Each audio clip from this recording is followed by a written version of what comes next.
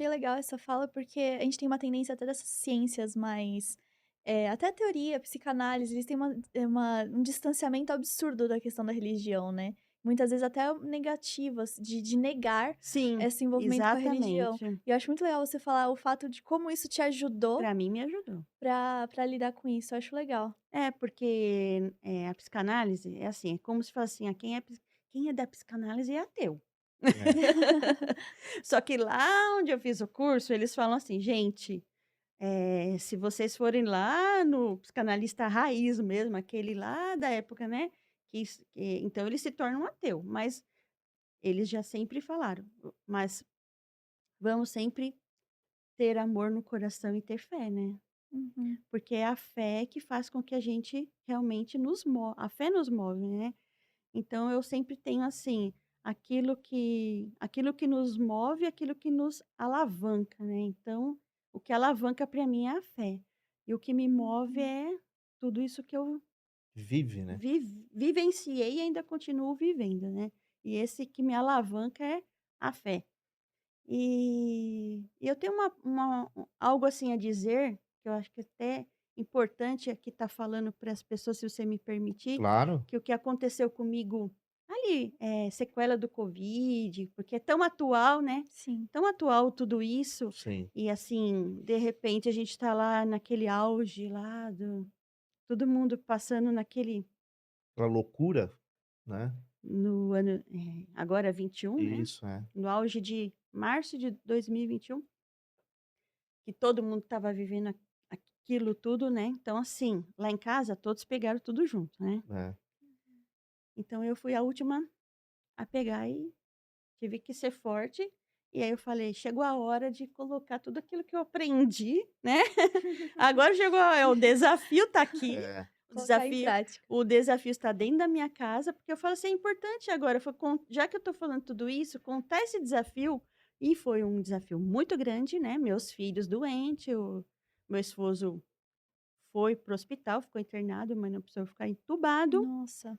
E eu vou fazer um resumão, porque né, se eu contar mesmo assim, acho que dá um livro, né. É.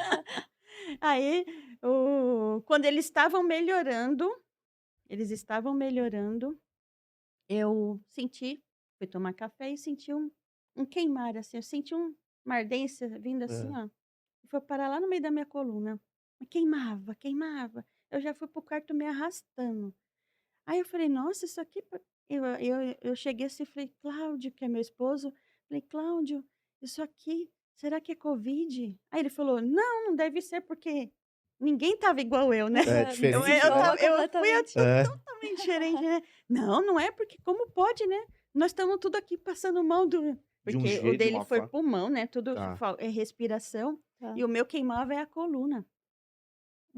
Aí Hum. daquele dia, aí começou dor de cabeça, eu fui fazer os testes, né, deu que era covid, e assim, ia para o hospital, voltava e tomava morfina, voltava, não é, a gravidade do negócio, né, tirar líquido da coluna, tal, até que me internaram. Aí me internaram, até que acha tudo que eu tinha, trombose cerebral, né. Nossa. É. E eu falo assim: "Gente, como pode uma pessoa", o médico já falaram, né: "Olha, o caso dela é grave e ela vai voltar com muita sequela".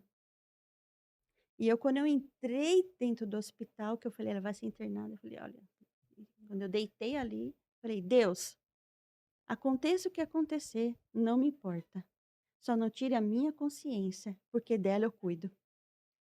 Dela eu sei cuidar da minha Hum. consciência. Eu tô pronta". Pô, eu já tinha aprendido muita coisa, né. Sim. Eu já tinha tudo, quantos anos de doutrina espírita, quanto tempo de psicanálise. Falei: "Agora chegou a hora de eu cuidar de mim aqui no hospital, É. né". É. Chegou a minha vez, eu falei: "Gente, eu fui a minha própria paciente, sabe. Como pode ser a sua própria paciente?". Eu fui. Eu falei assim: "Se realmente, eh, Kardec, Bezerra de Menezes", fui pensando, né, Chico Chico Xavier, Xavier.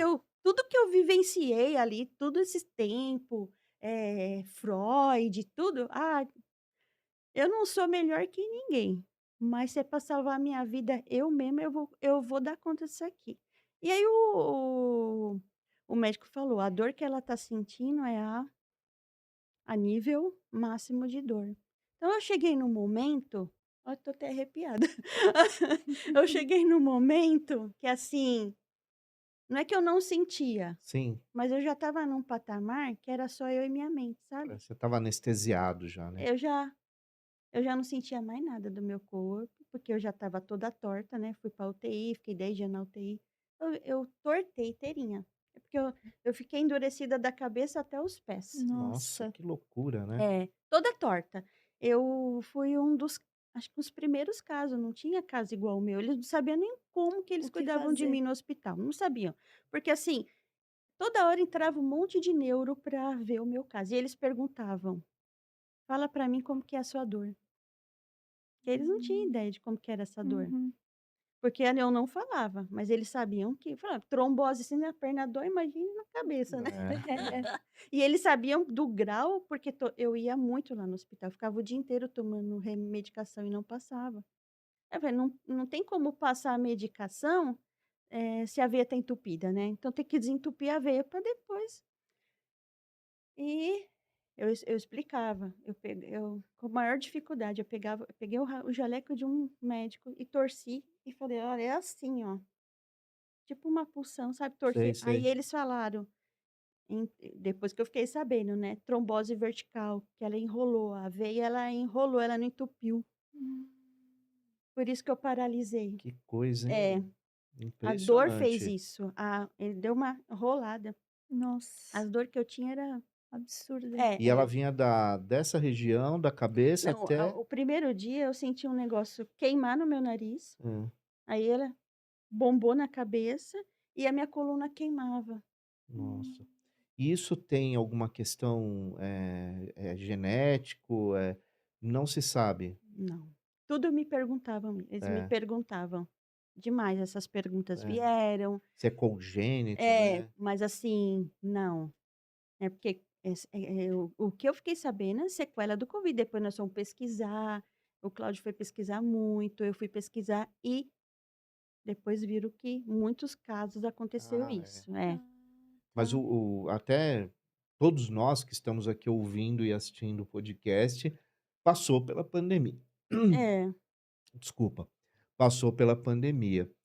E nós até hoje eu acho que não temos, assim, a total consciência e conhecimento desse vírus, não né, o sabemos. que ele atingiu, as sequelas que ficaram, a potência que ele tinha, É, né, e tem, Uhum. né, que tá a vacina aí. porque assim, o que acontece? O Covid, ele tá aí, ele existe, Sim, porque não Sim. tem como ir embora, né. não, Não. Eu ficava ouvindo as pessoas falar assim: "Ai, quando isso vai embora?" Eu falei: "Gente, isso nunca mais vai embora. a gente É não nós pode que vamos parar de tomar tomar, a vacina, gente né. tem que tomar a vacina, né, pra Uhum. ficar bem".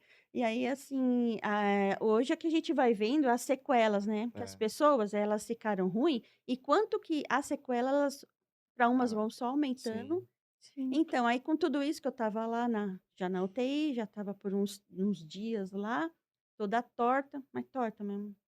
E a medicação que entrava é muita dor, tem que tomar junto com o médico para ele ver as reações que eu estava tendo. Uhum. Só que assim, serena, numa como falar isso, né, numa é paz, paz.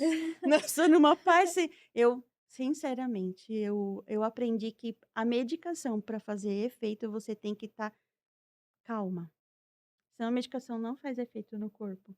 Você acaba combatendo a própria É, porque você fica medicação. com a seu mental, seu emocional abalado, a medicação ela não reage da mesma forma. Aham. Então, como eu já sabia disso, eu tive que chegou meu momento de eu com eu não pensava em ninguém, ninguém, assim, minha mente zerada, então o tempo todo ali plena, tentando ficar calma para poder fazer efeito em mim.